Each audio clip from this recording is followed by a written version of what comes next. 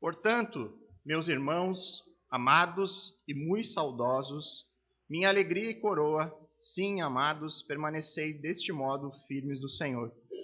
Rogo a Evódia e rogo a Sintique que pensem concordemente no Senhor. A ti, fiel companheiro de jugo, também peço que as auxilie, pois juntas se esforçaram comigo no Evangelho, também com Clemente e com os demais cooperadores meus, cujos nomes se encontram no livro da vida. Alegrai-vos sempre no Senhor. Outra vez digo, alegrai-vos. Seja a vossa moderação conhecida de todos os homens. Perto está o Senhor.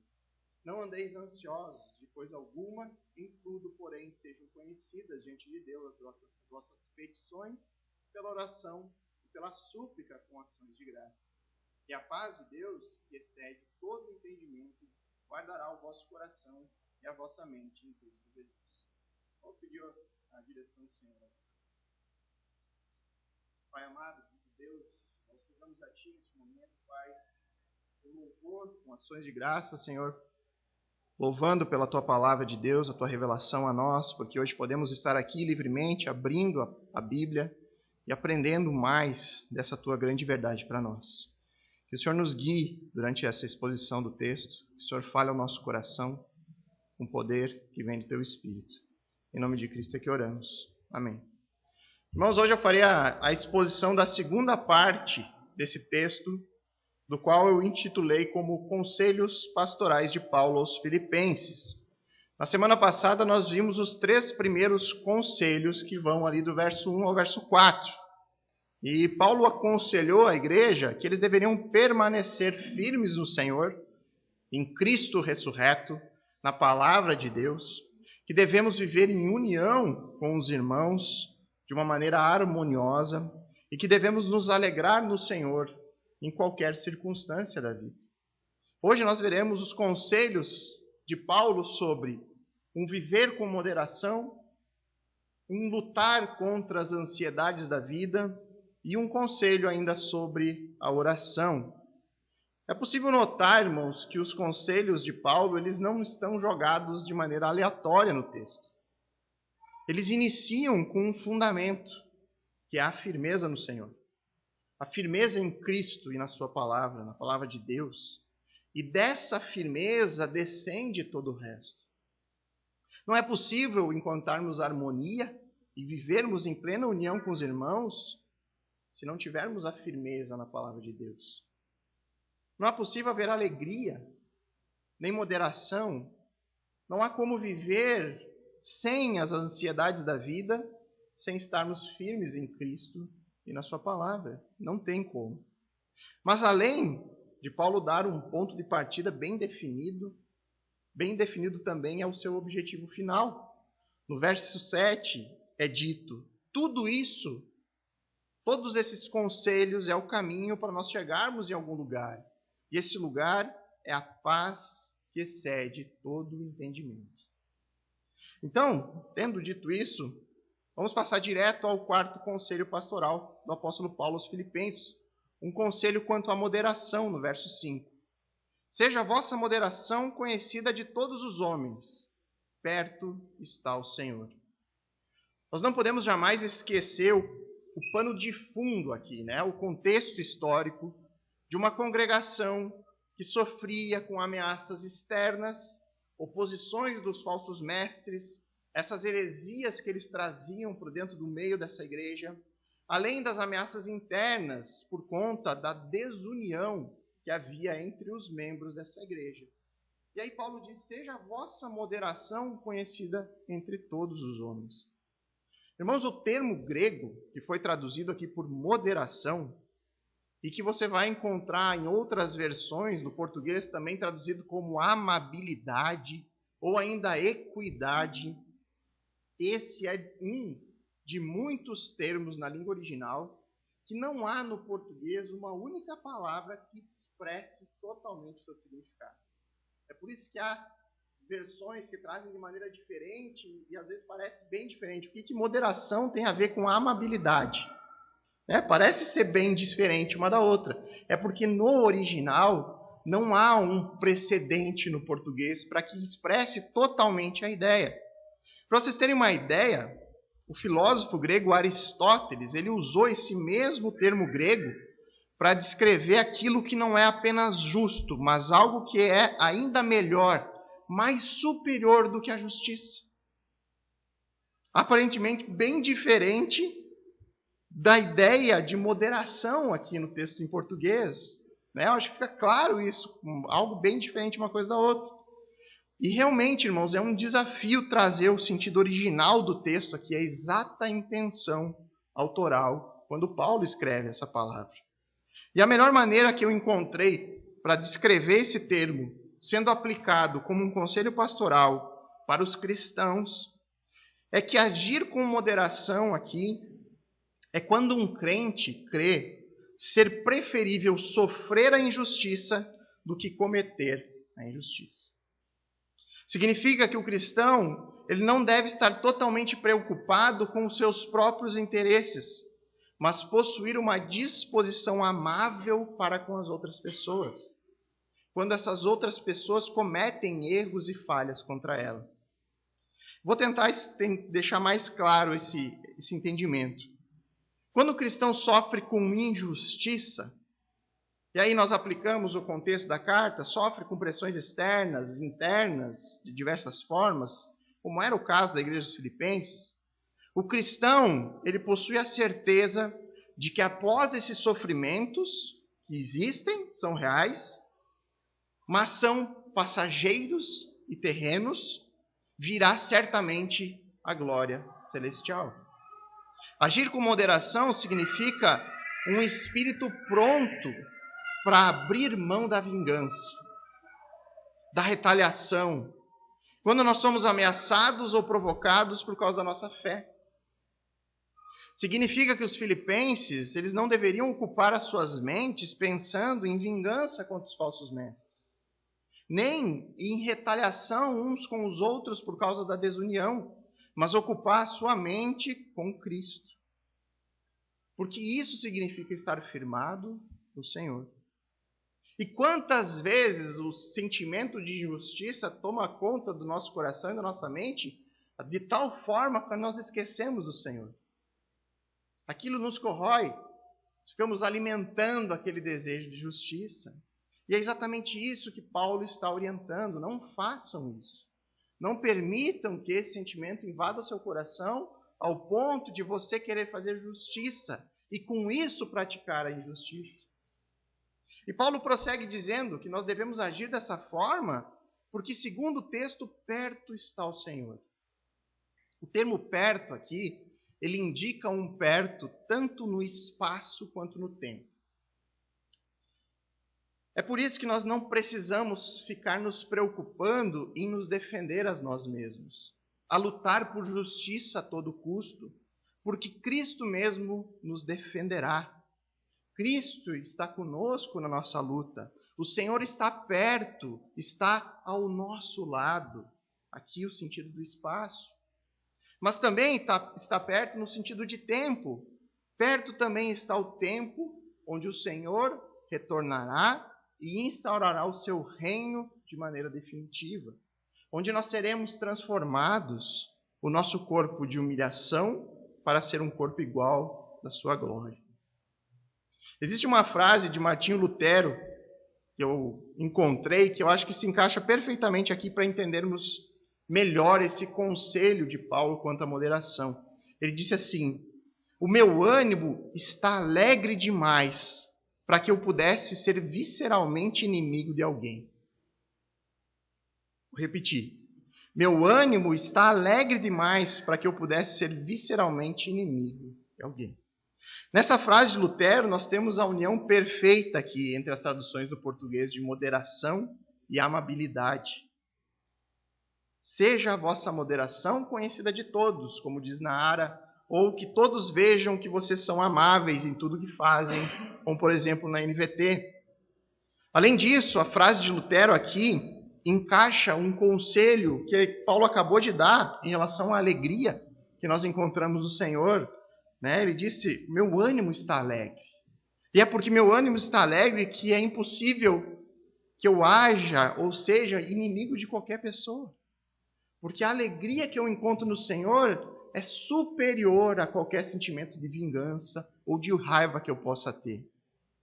Essa alegria que Lutero fala aqui e que Paulo nos orientou anteriormente a esse ponto, essa é a alegria que sobrevive ao sofrimento no mundo. Uma alegria que independe das circunstâncias, que dura para sempre. Essa alegria que nasce da certeza de que Cristo ressuscitou e perto está. Cristo está no nosso lado, porque Ele assim prometeu. São as últimas palavras do Evangelho de Mateus, lá no capítulo 28, verso 20. E lembrem-se disso, estou com vocês até o fim dos tempos. E perto Cristo também está de retornar. Apocalipse, capítulo 3, verso 11, diz: eis que venho sem demora. Esta certeza, irmãos, do destino final, da vida eterna, a certeza de que em Cristo eu encontro salvação, redenção, verdadeira vida. Isso deve transbordar no meu coração ao ponto de me aquietar quando eu entro numa disputa ou algo do tipo de querer exigir justiça neste mundo. É essa tranquilidade da certeza que eu tenho em Cristo, de que eu sou salvo, de que isso tudo é passageiro, de que Cristo vai me transformar, vai me livrar do meu pecado. Esse tipo de certeza é que move o nosso coração a não praticar nenhum tipo de injustiça. A justiça será feita. Cristo luta a minha batalha. Eu entrego a Ele, nas mãos dEle, e aí eu descanso, porque Ele vai fazer da maneira perfeita. Agora, como viver com essa moderação de maneira prática?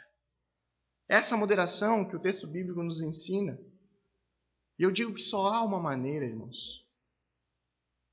Nós precisamos tomar posse de Cristo. Tomar posse de Cristo é literalmente pregar Jesus para si mesmo. Tomar Ele como seu substituto.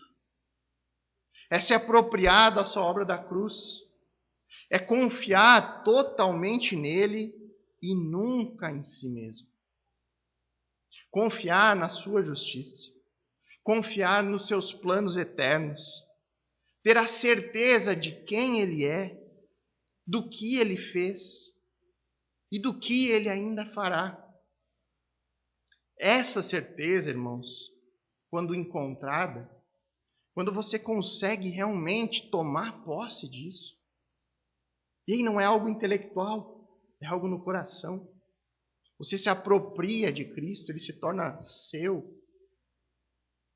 Neste momento, você encontra uma alegria que enche o coração. Aí faz sentido as palavras de Paulo: alegrai-vos no Senhor. Eu só me alegro no Senhor quando eu entendo quem Cristo é, o que Ele fez por mim e o que Ele ainda vai fazer. Essa é uma alegria inabalável. Essa é uma alegria que circunstância nenhuma pode roubar, porque Cristo já fez. Ele já venceu. Basta você tomar posse disso. E é isso que faz com que a raiva, a indignação, a vingança não permaneça e nem nos contamine ao ponto de roubar a nossa paz. Apenas isso, irmãos, é capaz de nos fazer agir com amabilidade para alguém que nos ofende. Era exatamente esse sentimento que Cristo tinha ao ser ofendido naquela cruz. Era a certeza de que o Pai faria justiça no determinado ponto. É esse um descansar na justiça de Deus. Porque nós, irmãos, temos uma forma de enxergar a vida e os fatos diferente. Os cristãos, eles sabem qual é o problema da humanidade. O cristão, ele sabe o que o pecado fez com nós. E o cristão ainda entende que há um reflexo da imagem de Deus em qualquer ser humano. E nós sabemos, irmãos, que o motivo de sermos diferentes, de podermos reagir com moderação, mesmo em meio à injustiça, o motivo não está em nós mesmos, porque eu sou melhor que o outro, porque eu consigo ter essa visão diferente. Não. O cristão, ele reconhece a graça imerecida do qual nós nos apropriamos. Ao invés de buscar vingança, o cristão, ele deve ter compaixão e orar por quem o ofende, pedindo a Deus que essa mesma graça que o alcançou, alcance também o seu ofensor, para que ambos possam glorificar o mesmo Deus, o mesmo Senhor e o mesmo Salvador. É isso que Paulo está nos orientando aqui em relação à moderação. O quinto conselho pastoral de Paulo nesse texto que nós estamos analisando é quanto ao cuidado com a ansiedade. Primeira parte do verso 6, ele vai falar: não andeis ansiosos de coisa alguma. Novamente, irmãos, de acordo com o contexto aqui da carta aos Filipenses, essa ansiedade estava diretamente relacionada com as ameaças e os problemas da igreja. É importante também dizer que o termo ansioso aqui está diretamente ligado a uma falta de confiança e uma falta de confiar na proteção e no cuidado de Deus. A ideia é que os filipenses, por causa dos problemas que estavam acontecendo entre eles estavam duvidando do cuidado de Deus com a igreja. Paulo não está falando aqui daquela ansiedade que muitas vezes pode ser até boa, no sentido de você estar ansioso por uma viagem que você quer tanto fazer, e aí você perde o sono pensando naquele tempo gostoso que você vai ter. Esse tipo, aqui é um parêntese, esse tipo de ansiedade, desejar tanto algo que está para acontecer, deveria somente ser direcionado à volta de Cristo, né, irmãos? Esse desejo tão gostoso que nós temos por algo bom deveria ser o mesmo que nós temos quando a gente pensa: Cristo, volta logo, Pai. Eu estou ansioso por isso. Mas, por diversas vezes, nós não conseguimos colocar o nosso coração com tanto amor assim ao nosso próprio Salvador.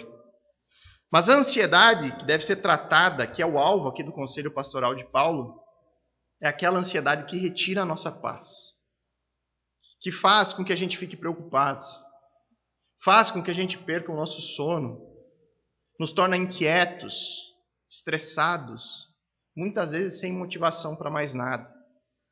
Essa ansiedade causada por problemas, como é o caso aqui da igreja dos Filipenses, pressão externa e interna, ela é causada diretamente, irmãos, por uma falta de certeza do que acontecerá no dia de amanhã, que consequentemente está ligada à falta de confiança em Deus e nos seus cuidados. A igreja dos Filipenses, ela estava sofrendo. Havia pressão dos falsos mestres, tentavam deturpar a palavra de Deus. Havia falta de união, talvez até inimizade dentro da igreja. Tudo isso estava tornando os irmãos ansiosos. Porque em meio aos problemas, irmãos, provavelmente eles se questionavam: mas será que Deus está conosco mesmo? Por que Deus tem permitido isso acontecer aqui na igreja? Nós não somos os seus filhos?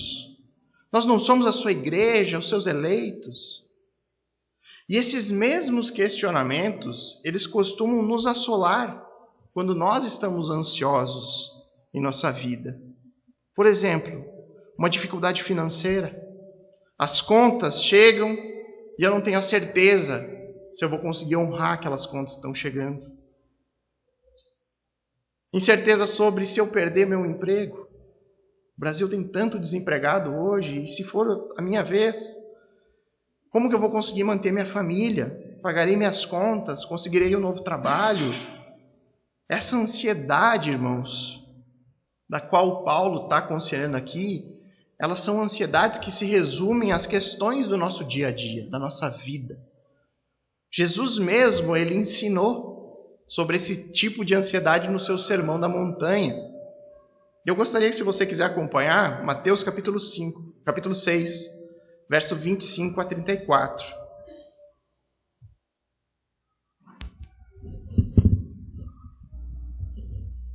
Eu vou fazer a leitura aqui desse texto na NVT, que é a mais atual, para ficar mais claro aqui o texto.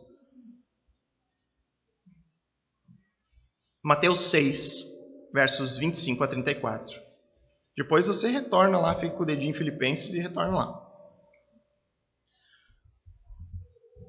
O texto diz assim: por isso eu lhes digo que não se preocupem com a vida diária, se terão o suficiente para comer, beber ou vestir. A vida não é mais que comida e o corpo não é mais que roupa. Observem os pássaros. Eles não plantam nem colhem, nem guardam alimentos em celeiros, mas seu Pai Celestial os alimenta.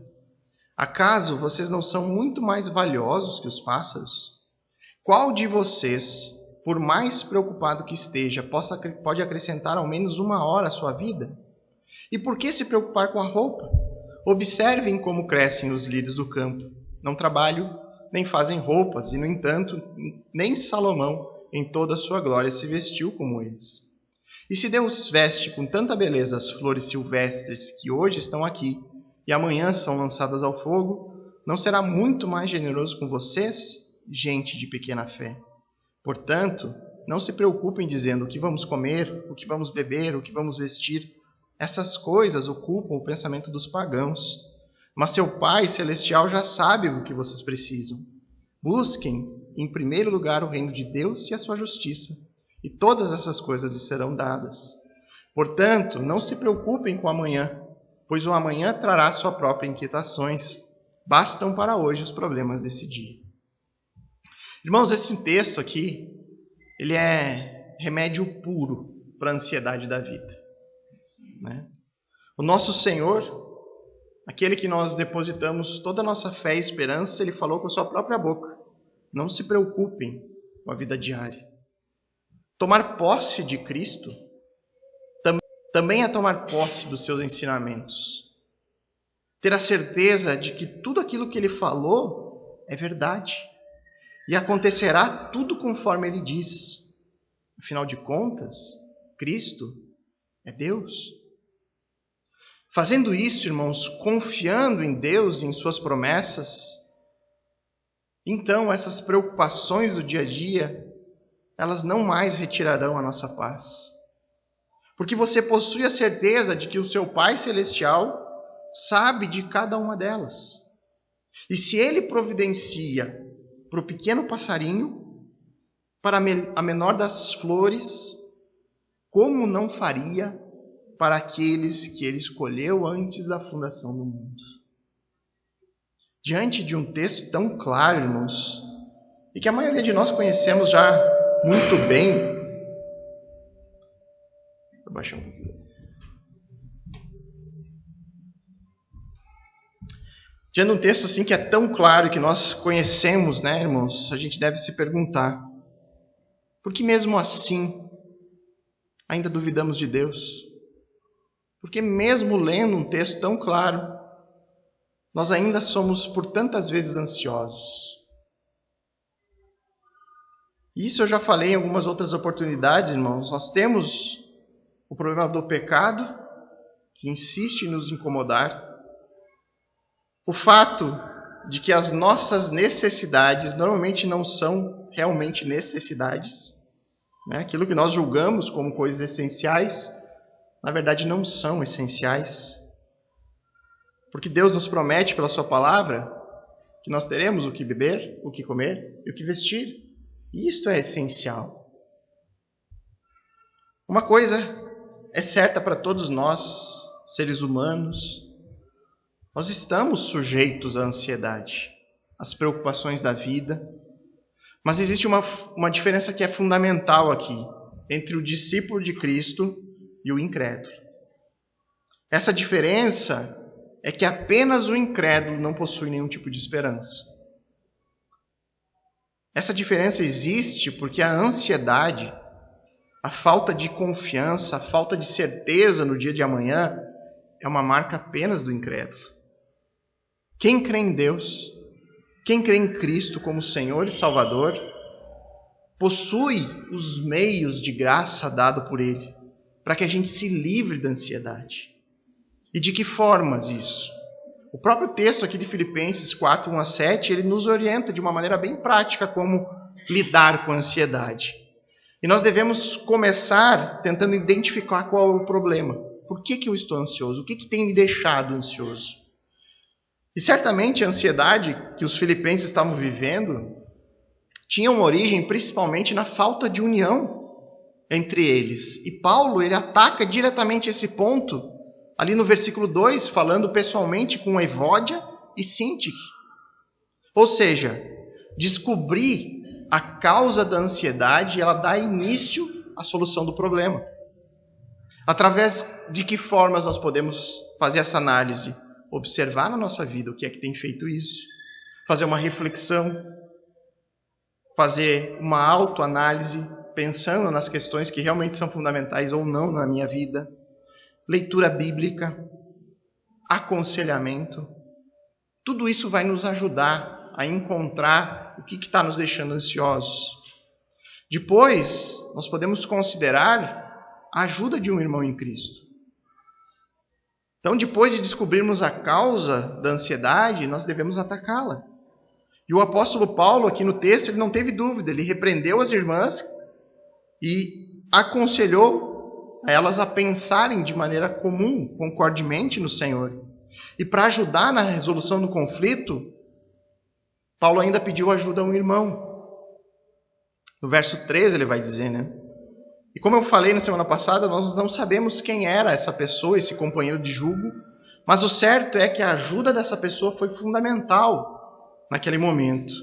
Então todo crente, irmãos, deve ter o seu companheiro de jugo. Todo cristão deve buscar essa pessoa.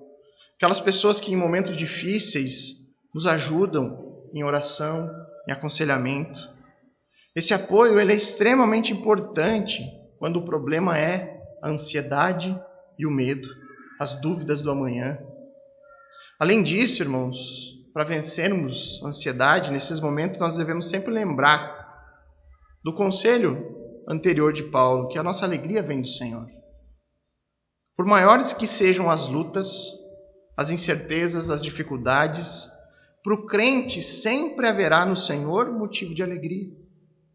Aqui no verso 6, a palavra de Deus nos diz que no meio da ansiedade e do medo, deveria ainda assim haver ações de graças no finalzinho do versículo. Se olharmos só para o problema, nós vamos ficar cada vez mais ansiosos. Se olharmos para Cristo, nós podemos encontrar alegria nele. Mesmo que nada esteja conforme nós imaginamos, planejamos, mesmo que tudo esteja dando errado aos nossos olhos, nós temos ainda a expectativa da volta de Cristo. Nós temos a expectativa de morar com Ele num lugar especialmente feito para os seus filhos. Então, baseados nessa promessa, nós podemos nos livrar do medo. E é por isso que nós precisamos, irmãos, conhecer a palavra do Senhor, para que aí a gente seja consolado e fortalecido nela. Então, irmãos, nós já vimos até aqui um conselho sobre moderação e um conselho sobre ansiedade.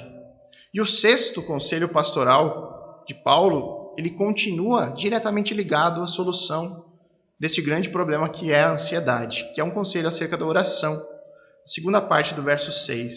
Em tudo, porém, sejam conhecidas diante de Deus as vossas petições, pela oração e pela súplica com ações de graça. A Bíblia ela traz sempre, irmãos, uma diferença entre oração e súplica. Tá? O primeiro termo diz em relação às orações de modo geral. O segundo, a súplica, ela enfatiza um sentido de necessidade, né, de um pedido específico que é colocado diante de Deus.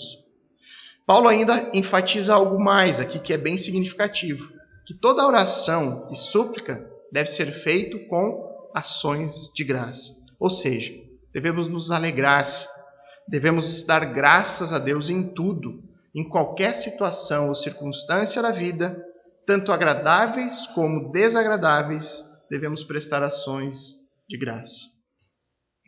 Se nós relembrarmos da própria situação de Paulo quando ele escreve essa carta, ele escreve em uma prisão, ele estava preso injustamente ao escrever Filipenses, nós podemos ter a certeza e a tranquilidade de que ele estava falando de algo que ele estava vivendo, né?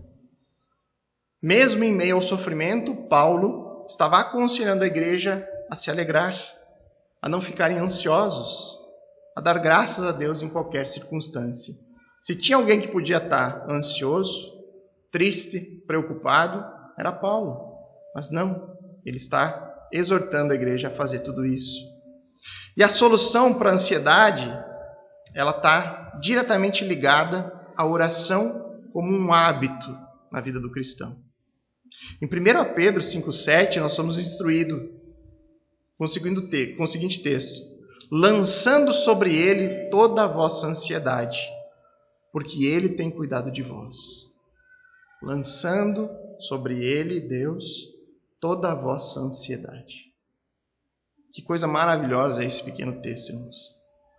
Deus não quer que nós carregamos nas nossas costas os nossos problemas e aflições.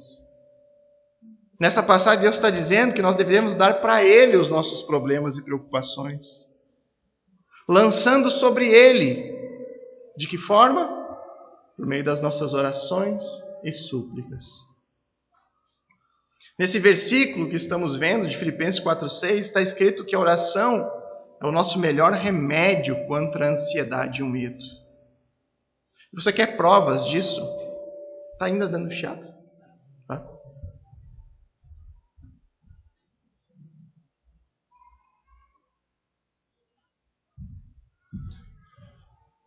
A prova está na própria Bíblia, de que a oração é o principal meio para a gente jogar aos pés do Senhor. Se você pegar o exemplo de Jó, Jó orou muito durante a sua crise existencial, seus diversos problemas que acometeram. Jó foi orando e crescendo em confiança em Deus. E no final das suas provações ele declara: eu te conhecia só de ouvir, mas agora os meus olhos te veem. Jó 42,5. Ana, aquela que seria a mãe do profeta Samuel, ela andava ansiosa, angustiada pelo desejo de ser mãe. Ela não conseguia nem se alimentar. Ela chorou e foi até o templo orar ao Senhor, colocando diante dele o seu sofrimento. E depois dessa oração no templo, Ana volta para casa e o texto de 1 Samuel 1,18 diz que ela começou a se alimentar novamente e o seu rosto já não estava triste. Ana lançou sobre o Senhor toda a sua angústia. O rei Davi escreveu no Salmo 13,2: até quando terei ansiedades e preocupações, tristeza no meu coração todo dia? O que ajudou Davi a lidar com essa ansiedade? Ele abriu seu coração a Deus em oração, confiando plenamente no amor leal de Deus. Verso 5 ele vai dizer: eu, porém, confio em teu amor. Por teu livramento me alegrarei. Quando nós colocamos diante de Deus em oração as nossas angústias e sofrimentos, isso é uma demonstração visível de que você está firme no Senhor. É uma demonstração visível de que você realmente confia em Deus e que está lançando sobre Ele as suas aflições. À medida que nós confiamos mais no Senhor em oração, menos a ansiedade e o medo habitam em nós. O texto que nós lemos de Mateus, o Senhor nos ensina que nós não devemos ficar ansiosos com a nossa vida. O que devemos fazer é buscar o seu reino e a sua justiça. Ou seja, a oração vence a ansiedade. Que nós precisamos, irmãos, de oração, isso é certo. E quanto mais nós oramos, mais nós estamos demonstrando que de fato nós confiamos em Deus. Mas, além de fazer orações, nós devemos ter orações agradáveis a Deus, que estejam dentro da sua vontade e sempre acompanhadas de ação de graça. E é por isso que eu quero deixar aqui alguma aplicação prática, alguns conselhos para nos guiar a orar conforme a vontade de Deus. Em primeiro lugar, irmãos, a oração ela deve ter início em uma postura correta. A maneira que nós nos colocamos diante de Deus. Nós devemos entender quem Deus é. A sua majestade, a sua santidade, o seu poder. Para que estejamos cientes das nossas necessidades e cientes de que nós estaremos colocando as nossas orações diante de um Deus Todo-Poderoso. Nós não podemos nos dirigir a Deus como se Ele fosse um colega do trabalho, uma pessoa qualquer. Quando nós nos colocamos em oração, nós somos transportados para diante do trono do Rei Todo-Poderoso. E nós devemos fazer isso em máxima reverência. Também, irmãos, nós devemos orar pelo que a Bíblia ordena que a gente ore. As Escrituras, elas nos mandam orar pelos nossos inimigos. Mateus 5,44. Nós devemos orar para que Deus envie missionários. Lucas 10,2. Para que nós não entremos em tentação. Mateus 26,41. Pelos pregadores da palavra. Colossenses 4,3. Pelas autoridades governamentais. 1 Timóteo 2, de 1 a 3. Nós devemos orar pelo alívio da aflição, Tiago 5,13. Pela cura de outras pessoas, Tiago 5,16. E quando nós temos a certeza de que a Bíblia nos ordena fazer tais orações, nós podemos orar com muito mais confiança, porque nós temos a certeza que estamos orando conforme a sua vontade. Mas além disso, nós devemos orar com uma motivação correta. Tiago 4,3 diz que muitas pessoas não recebem de Deus por serem egoístas. Ele diz, e quando pedem, não recebem, porque os seus motivos são errados. Pedem apenas o que lhe dá prazer. Então, além disso, irmãos, além de orar de uma forma que seja claramente orientado para as Escrituras, nós devemos orar de uma maneira que não chame atenção para nós. Não é que a gente não deve ter a intenção de se parecer espiritual nas nossas orações. Mas Deus se alegra muito mais com a oração que é feita em secreto, que apenas o nosso Pai Celestial está escutando, e que aí sim Ele pode abertamente nos recompensar. É algo que eu tenho falado aqui diversas vezes, nós devemos ser objetivos com as nossas orações. Se você vai, antes do almoço, fazer uma oração, agradeça a Deus pelo alimento. Pronto. Seja objetivo. Né? Deus não se alegra de orações compridas, cheias de palavras de efeito. Isso, no final das contas, é para o nosso próprio ego. Nós devemos aprender a orar biblicamente. O principal modelo de oração, Jesus deixou no Pai Nosso, uma oração extremamente simples, direta e rápida. Que a gente aprenda com isso. E também nós devemos ter um espírito de perdão em relação às outras pessoas na nossa oração. Em Marcos 11:25 diz que quando estiverem orando, se tiver alguma coisa contra alguém, perdoe-no, para que o seu Pai que está no céu perdoe também os seus pecados. Nós devemos jamais chegar diante de Deus com um coração cheio de amargura e rancor contra alguém. Um espírito de amargura, raiva, vingança ou ódio por outras pessoas não vai deixar que o seu coração esteja totalmente em submissão a Deus. Deus também nos orienta em Mateus 5:23-24, que se tivermos alguma coisa com o irmão, antes de trazer a sua oferta ao altar, que você se reconcilie. Também, irmãos, nós precisamos ser persistentes em oração. Lucas 18:1, Jesus contou a seus discípulos uma parábola para mostrar-lhes que deviam orar sempre e nunca desanimar. Nós devemos perseverar em oração e não desistir quando nós não recebemos uma resposta imediata. E também, irmãos, Nós devemos depender do Espírito Santo de Deus nas nossas orações. Isso é uma verdade maravilhosa. Em Romanos 8, 26 e 27 diz que o Espírito nos ajuda em nossa fraqueza, porque não sabemos orar segundo a vontade de Deus. Mas o próprio Espírito intercede por nós com gemidos que não podem ser expressos por palavras. E o Pai que concede cada coração, que conhece cada coração, sabe quais são as intenções do Espírito, pois o Espírito intercede por nós e o povo santo segundo a vontade de Deus. Muita gente tem trazido isso aqui como se fossem gritos, línguas que ninguém entende, gemidos inexprimíveis aqui, está simbolizando que naquele momento que você está tão angustiado, você não consegue nem expressar a Deus o que você está sentindo, que você só consegue chorar. Naquele momento o Espírito está agindo, está orando por você, porque Deus conhece o coração. Quão maravilhoso é o nosso Deus, irmãos, que até no momento que nós não conseguimos falar a Ele, Ele intercede por nós. Por fim, irmãos, ore com ações de graças. Além de nós termos essa orientação de Filipenses, Paulo também falou em Colossenses 4:2, dediquem-se à oração com a mente alerta e o coração agradecido. Nós sempre podemos achar um motivo de dar graças a Deus. Sempre. Não importa, irmãos, quão sobrecarregados nós possamos estar com os nossos desejos, com as nossas necessidades, com a nossa ansiedade. O maior sofredor que existe nesse mundo pode conhecer e ter acesso à maior oferta de todas, que é a vida eterna por meio de Cristo. E qualquer que seja o nosso problema, tendo diante de nós esse tão grande presente, nós temos motivos suficientes para dar graças a Deus em qualquer circunstância.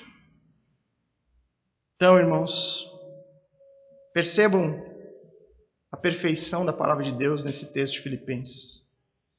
Capítulo 4, verso 1 a 7. Os conselhos pastorais de Paulo a essa igreja, escritos há tanto tempo atrás e que permanecem tão vivos para nós hoje. Os seus conselhos, eles iniciam pela firmeza em Cristo e na sua palavra.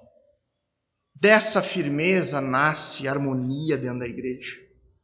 Nasce uma união alicerçada em Deus e nos seus mandamentos. Nós somos exortados pela palavra a nos alegrarmos no Senhor. Uma alegria objetiva, que não é refém das circunstâncias e que permanece inabalável com os nossos olhos fixos em Cristo e nas suas promessas eternas. Essa postura de valorizar as coisas eternas acima de tudo nos fará ter esse estilo de vida moderado.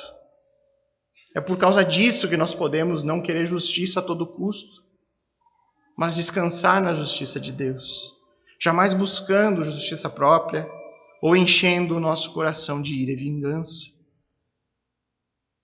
Mas se mesmo vivendo assim, preocupações vierem, se mesmo assim a ansiedade bater a porta, a palavra de Deus nos orienta a lançar fora esses sentimentos, principalmente por meio da oração, lançando sobre Deus as nossas preocupações. Aí, neste momento, chegará o tempo onde a paz de Deus, que excede todo o entendimento, guardará o vosso coração e a vossa mente em Cristo Jesus. O objetivo de Paulo com seus conselhos é nos mostrar o caminho a ser percorrido, um caminho para alcançar algo, e esse algo é a paz. Essa paz que o mundo tanto busca, mas que desconhece. Uma paz que excede todo o entendimento, que guarda o nosso coração e a nossa mente em Cristo Jesus até o fim. Vamos orar, irmãos.